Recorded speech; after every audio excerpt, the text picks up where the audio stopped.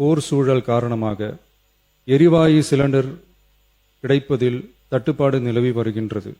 இதனால் மாற்று எரிபொருளை பயன்படுத்தி வருவதாலும் எரிவாயு சிலிண்டர் விலை உயர்வினாலும் பொதுமக்கள் தங்களது வருவாயிலிருந்து கூடுதலான தொகையினை செலவிட்டு இன்னலுக்கு ஆளாகி வருகின்றனர்.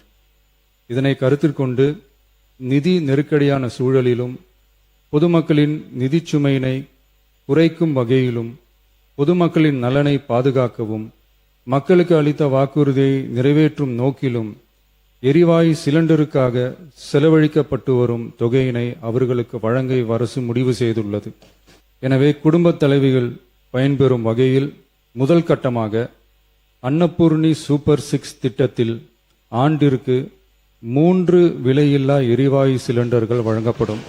எரிவாயு சிலிண்டருக்கான விலை பயனாளிகளின் வங்கி கணக்கில் நேரடியாக வரவு வைக்கப்படும். இத்திட்ட பயனாளிகள் எரிவாயு சிலிண்டர் பதிவு செய்து சிலிண்டர் பெற்றவுடன் எண்ணெய் நிறுவனங்களிடமிருந்து பட்டியல் பெற்று சிலிண்டருக்கான விலை பயனாளிகளின் வங்கி கணக்கில் வரவு வைக்கப்படும். இத்திட்டத்தினால் சுமார் 1,30,16,104 குடும்பங்கள் பயனடைவார்கள்.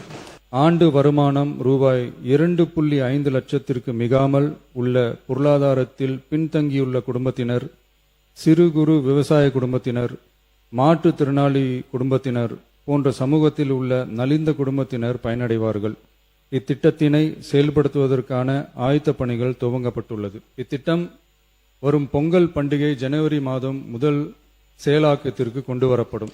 இத்திட்டத்திற்காக ஆண்டுதோறும் தோராயமாக 4000 கோடி ரூபாய் ஒதுக்கீடு செய்யப்படும் என்பதை மாண்புமிகு பேரவைத் தலைவர் வாயிலாக இந்த அவைக்கு தெரிவித்துக் கொள்ள விரும்புகிறேன்.